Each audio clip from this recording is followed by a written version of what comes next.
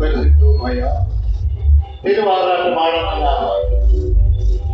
ക്ഷേത്രത്തിൽ ഉച്ചാര മഹോത്സവത്തോടനുബന്ധിച്ച് തിരുവനന്തപുരം ഹരിതയ്ക്ക് ഒരു വിൽപ്പാട്ട് അവതരിപ്പിക്കുവാൻ 16-ാം വർഷവും അവസരമൊരുക്കി തന്ന ക്ഷേത്ര കമ്മിറ്റിക്കും വിശിഷ്യ ഈ കലാപരിപാടി 16-ാം വർഷവും ഞങ്ങൾക്ക് വേണ്ടി ഇവിടെ അവസരമൊരുക്കി തന്ന അശ്വതി ഭവനിൽ തമ്പി എന്ന ശശിപിള്ള അവർക്കും അദ്ദേഹത്തിൻ്റെ കുടുംബാംഗങ്ങൾക്കും ഞങ്ങളുടെ നന്ദി ആദ്യമായി അറിയിക്കട്ടെ. ഈ കലാപരിപാടി കാണുവാൻ എത്തിയിട്ടുള്ള കലാസ്നേഹിതരായ നിങ്ങളേവരെയും ഞങ്ങൾ തിരുവനന്തപുരം ഹരിത സ്വാഗതം ചെയ്യും.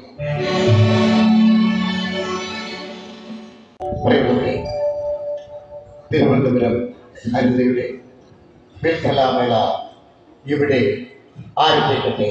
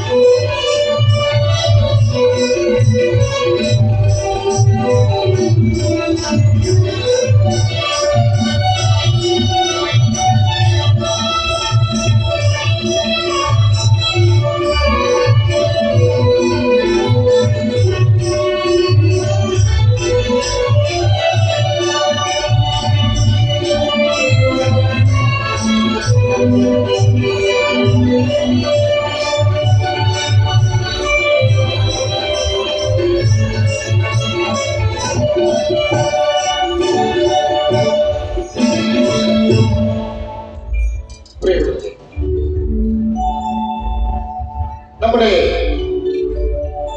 കേരളം മലയാളക്കര നൂറ്റാണ്ടുകൾക്ക് മുമ്പ് നമ്മുടെ ദേശം തമിഴകത്തിന്റെ കൂടെ ഒരു ഭാഗമായി.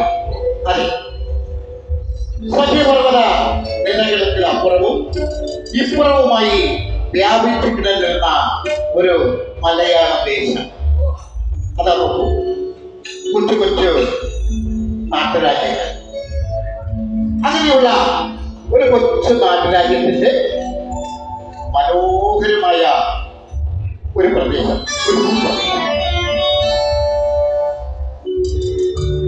മറ്റു പരവതാനി വിരിച്ച പോലെ സുന്ദരമായ വയലേലകൾ, തെളിനീർ ഒഴുകും ചെറു പുഴകൾ, നമ്മുടെ ഇതിനേക്കാൾ ചെറിയ ചെറിയ പുഴകളാണ്. അങ്ങനെയുള്ള തെളിനീർ ഒഴുകുന്ന ചെറുപുഴകൾ, കവിളിട്ട് നിൽക്കുന്ന വയലിൽ നിന്നും നെല്ലോലകൾ കൊട്ടി കൂടുകൂട്ടാൻ പറന്നകലുന്ന തൂക്കണ കുരുവികൾ. അതെ, അതാ ചെടികളിൽ നറുനേരുള്ളവാൻ പാറിപ്പറക്കുന്ന ചിത്രശലഭങ്ങൾ.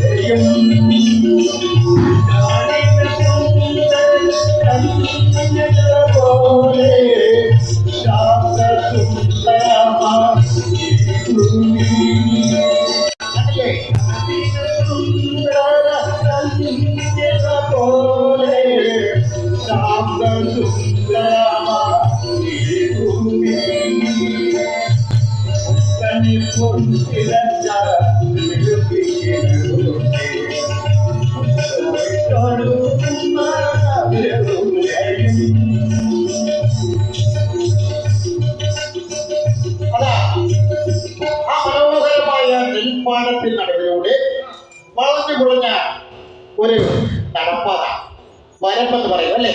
ആ വരമ്പിലൂടെ ഒരു മനുഷ്യൻ അങ്ങനെ നടന്നു വരികയാണ്. കണ്ടില്ലേ? ഒരു മനുഷ്യൻ ആ വരമ്പിലൂടെ അങ്ങനെ നടന്നു വരികയാണ്. മീനമാസത്തിലെ ചൂട് കൊണ്ട് അയാൾ ക്ഷീണിതനാണ്. ആളെ കണ്ടാൽ നല്ല തറവാടിക്ക് തോന്നിക്കും കേട്ടോ.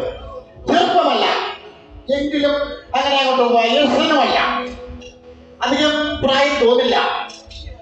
അതെ, പുഴയോരത്ത് കണ്ട ഒരു വീടിനെ ലക്ഷ്യമാക്കിയാണ് നടത്തും. അതാ നോക്കൂ, ആ വീടിന്റെ ഉപ്പുറത്ത് ചാരുകസേരയിൽ ഒരു വൃദ്ധനായ ബ്രാഹ്മണൻ ഇരിക്കുകയാണ്. അതെ, ഒരു ബ്രാഹ്മണൻ, വയോധികനായ ഒരു ബ്രാഹ്മണൻ ഇരിക്കുകയാണ്. വഴിയാത്രക്കാരൻ ഒരു ബ്രാഹ്മണനാണെന്ന് വൃദ്ധന് മനസ്സിലായി.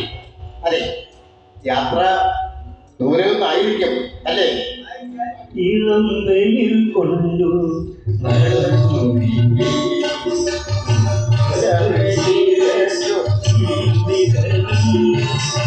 ഇളം വെയിൽ കൊണ്ടു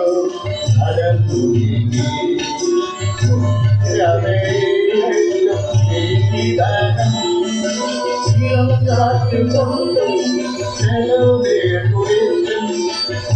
കാറ്റു കൊണ്ടും കുടിക്കും നേരം പോയതും അറിഞ്ഞില്ല, നേരം പോയതും അറിഞ്ഞില്ല.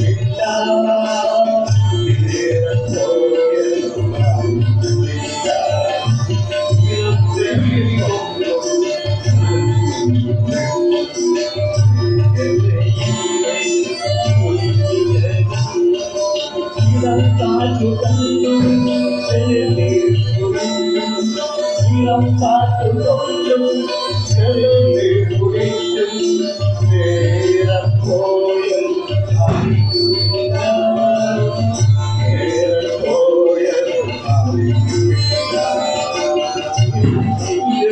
പോയതും അറിഞ്ഞില്ല.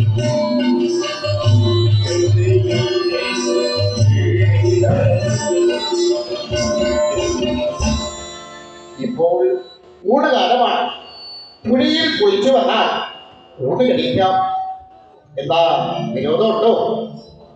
വിനോദമില്ല. പക്ഷേ നാം ഊണ് കഴിക്കണമെങ്കിൽ ചില ദുർഘടങ്ങളൊക്കെ ഉണ്ട്. അതൊക്കെ ഇവിടെ സാധിക്കുമോ എന്നോ? ഹായ് ഹായ്, ദുർഘടങ്ങളോ? അതെന്താ? മറ്റൊന്നുമല്ല, കുളി കഴിഞ്ഞാൽ മുടുക്കുവാൻ ഒരു വീരാളി പട്ടുവേണം. അതെ അതെ, 100 പേർക്ക് ഭക്ഷണം കൊടുത്തിട്ട് വേണം എനിക്ക് ഊണ് കഴിക്കാൻ. അതെ, മാത്രവുമല്ല, എന്റെ ഊണിന് 108 കൂട്ടം കറി വേണം.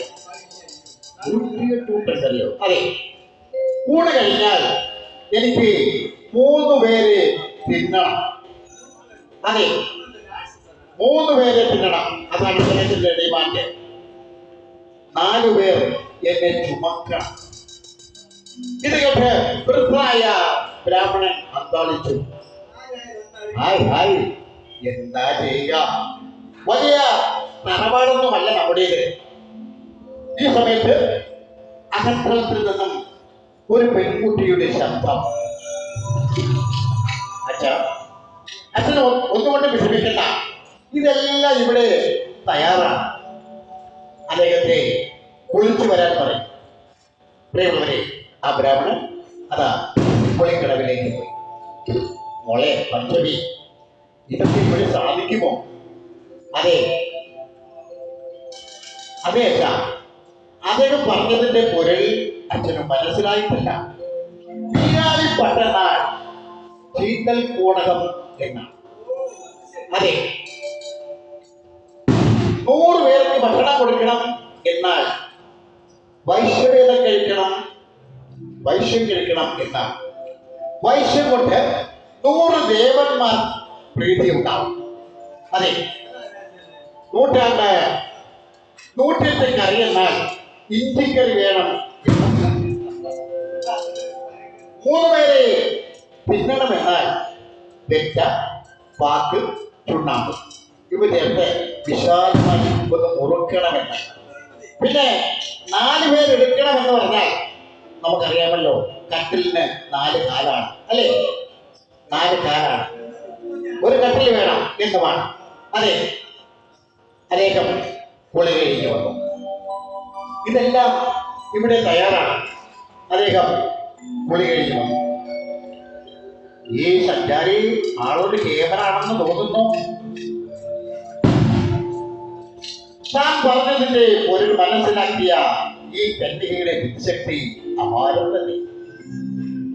അതേവ സൗന്ദര്യവതിയും ബുദ്ധിമതിയുമായ ഈ കന്യകയെ തന്റെ ഭാര്യയായി കിട്ടിയാൽ ഞങ്ങൾക്കുണ്ടാകുന്ന സന്താനങ്ങൾ പ്രഗത്ഭരും പ്രശസ്തരും ആയിരിക്കും.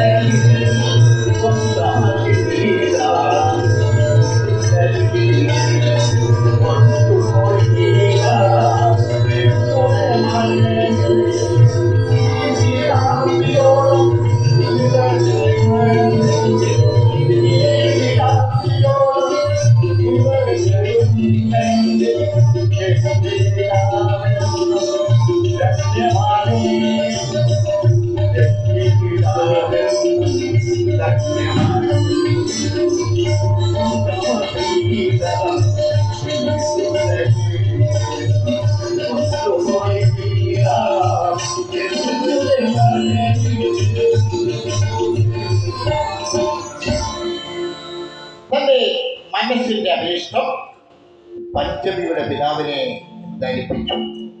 അദ്ദേഹത്തിന് സന്തോഷകരമായി തന്റെ മകൾക്ക് മഹാപണ്ഡിതനായ ഒരു മനുഷ്യനെ കിട്ടുമല്ലോ.